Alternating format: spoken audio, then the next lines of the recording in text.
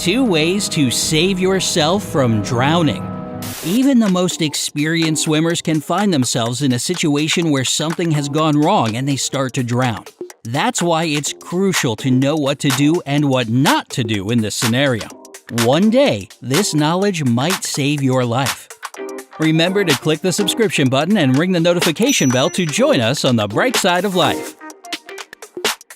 First of all, let's have a look at some statistics about drowning. In fact, drowning is one of the most widespread causes of death worldwide. With regards to the US, there were approximately 3,500 unintentionally fatal drownings a year from 2005 to 2014. This means that approximately 10 people lost their lives in the water every day. Sadly, according to specialists, most of these deaths could be avoided if people knew what to do in a critical situation. And that would be, don't panic. Surprisingly, when a person is drowning, they need to fight not the water, but their instincts. The thing is, when somebody feels that they aren't in control of the situation, they start to flail as hard as they can. By panicking, they make themselves submerge deeper and deeper. As a result, they get exhausted quickly and can't stay afloat long enough to wait for help. The first thing you should always remember is that the human body has a natural ability to float. The only necessary condition is that the lungs are filled with air. So as long as you're taking regular breaths, you won't drown. Unfortunately, you can't hold your breath forever. When you exhale the air that keeps you buoyant, you sink into the water for a short period of time. That is when you might start to panic. And, as you know, panic is what you need to avoid by all means since it's the most common cause of drowning. Experienced lifeguards can easily draw a picture of a typical drowner. A person realizes they're in trouble. They attempt to attract attention by waving their arms, but this brings them out of the water. According to the laws of physics, they become heavier and start to sink faster. Instinctively, this person starts to struggle to get up and to gasp for air, but these hectic movements pull them underwater. So what's rule number 1? Try to keep your panic at bay, and please don't stop breathing. Assuming you've managed to overcome your panic, you're on track to breathe normally. Now it's time to conserve energy so that you can wait for help to arrive.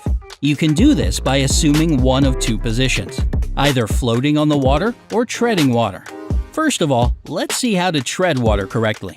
Your body has to stay upright, and your head should be above the surface. You need to move your arms and legs to keep yourself afloat. You can use your arms and legs together, just your legs, or just your arms.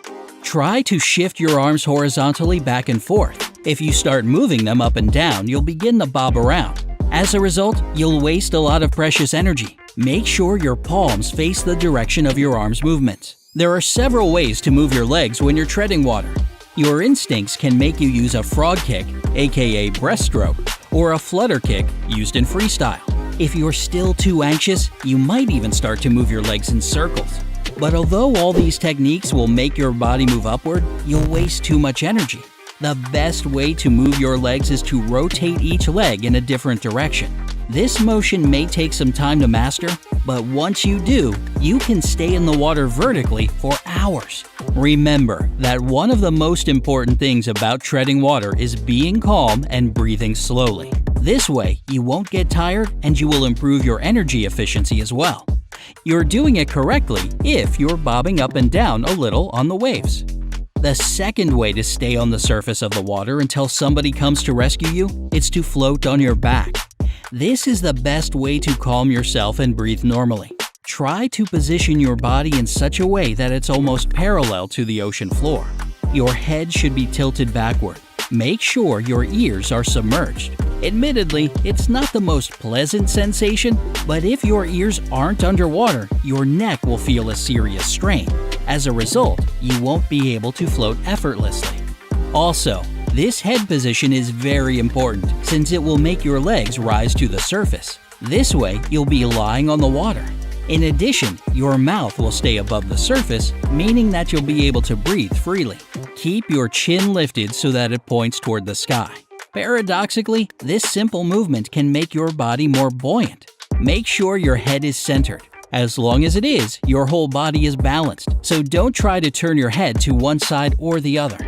You should pay particular attention to the position of your arms. You can either bend them at the elbows and move your palms under your head, or straighten your arms and keep them close to your body. The most important thing is to remember that your palms have to face the sky. If you want to float for as long as possible, it's vital to push your body upward. To do so, try arching your upper back slightly. This will move your chest and stomach out of the water. By no means should you bend your body downward. If you do so, the middle of your body will start to sink and you won't be able to float. Your body has to form a straight line together with your legs. If you feel your legs begin to submerge, you can make some small kicks. There's no need to do this all the time. Just float on your back, and whenever you feel your lower body start to move downward, kick your legs to return to the surface. One more important thing about floating is connected with your breathing, namely, how big your breath should be.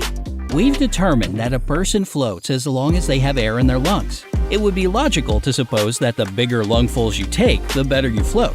However, there's a catch. When you exhale a deep breath, your body sinks into the water more deeply. This happens because the difference between the volume of air inside and outside the lungs is too great. That's why the best way to stay afloat is to breathe in medium-sized lungfuls of air. And don't hold your breath.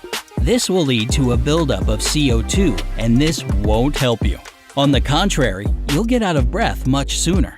And, once again, if you find yourself pulled away from the shore or you've fallen out of a boat, don't panic. Use your knowledge of floating or treading water and conserve your energy while you're waiting for help. Have you ever experienced any water-related accidents? Share your stories in the comments below. Remember to give this video a like, share it with your friends, and click subscribe. Stay safe and happy on the bright side of life.